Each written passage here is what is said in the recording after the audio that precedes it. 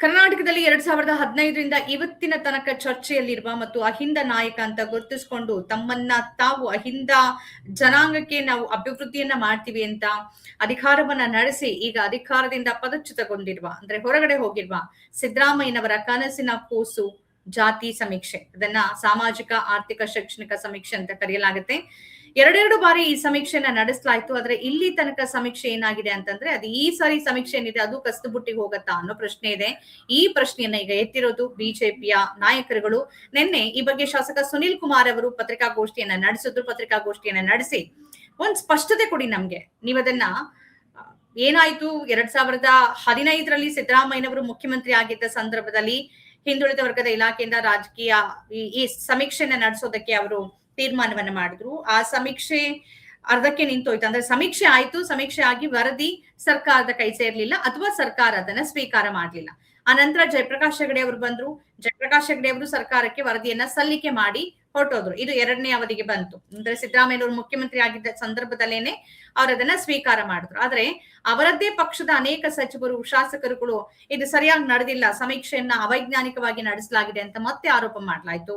High command ಕೂಡ, Congress high command ಕೂಡ ಮತ್ತೊಮ್ಮೆ ನೀವು ಸಮೀಕ್ಷೆ ಮಾಡಿ ಅಂತ ಹೇಳ್ತು. ಹಾಗಾಗಿ ಮಧುಸೂದನ್ ನಾಯಕ್ ಅವರ ನೇತೃತ್ವದಲ್ಲಿ ಮತ್ತೊಮ್ಮೆ ರಾಜ್ಯ ಹಿಂದುಳಿದ ಆಯೋಗದಿಂದ ಸಮೀಕ್ಷೆನ ನಡೆಸಲಾಯ್ತು.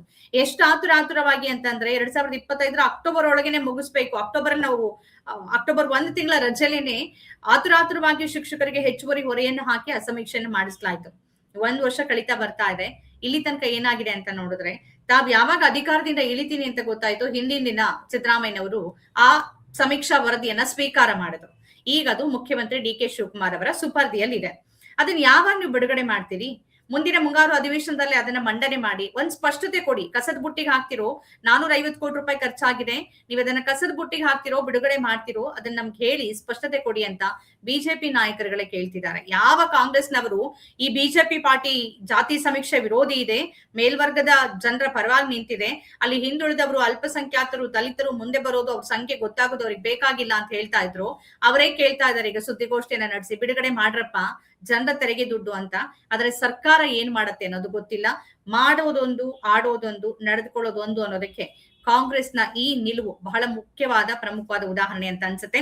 ರಾಜ್ಯ ಸರ್ಕಾರ ಯಾವಾಗ ತನ್ನ ಕೈಲಿರುವಂತ ಜಾತಿ ಗಣತಿಯನ್ನ ಅಂದ್ರೆ ಹಿಂದುಳಿದ ವರ್ಗದ ಇಲಾಖೆಯಿಂದ 2-3 ಬಾರಿ ನಡೆಸಿರುವ ಈ ಸಾಮಾಜಿಕ ಶೈಕ್ಷಣಿಕ ಆರ್ಥಿಕ ಸಮೀಕ್ಷಾ ವರದಿಯನ್ನ ಬಿಡುಗಡೆ ಮಾಡ್ತಾರೆ ಅಂತ ಸಿದ್ದರಾಮಯ್ಯನವರು ಅದಕ್ಕೊಂದು ತಾರ್ಕಿಕ ಅಂತ್ಯ ಕಾಣಿಸಬಹುದು ಅಂತ ಎಲ್ಲರೂ ಅಂದುಕೊಂಡಿದ್ರು. ಆದ್ರೆ ಯಾರು ಅವರ ರಾಜಕೀಯವಾಗಿ ಅವರನ್ನ ಕೈ ಹಿಡಿದ್ರು, ಅಹಿಂದ ವರ್ಗದ ಬಹಳ ಮೂಲ ಕನಸಾಗಿದ್ದ ಮತ್ತು ದೇವರಾಜ ಅರಸು ಅನ್ನೋ ನೆನಪು ಮತ್ತು ಅವರ ನಂತರದಲ್ಲಿ ಆ ವರ್ಗಕ್ಕೆ ನ್ಯಾಯ ಕೊಡ್ತಾರೆ ಅಂತ ಅಂದುಕೊಂಡ ಸಿದ್ದರಾಮಯ್ಯನವರು ನ್ಯಾಯ ಕೊಡದೆ ಅನ್ಯಾಯ ಮಾಡಿನೇ ಹೋದ್ರೆ. ಯಾಕೆಂದ್ರೆ ಆ ವರದಿಗೊಂದು ತಾರ್ಕಿಕವಾದ ಅಂತ್ಯವನ್ನೇ ಕಾಣಿಸ್ಲಿಲ್ಲ.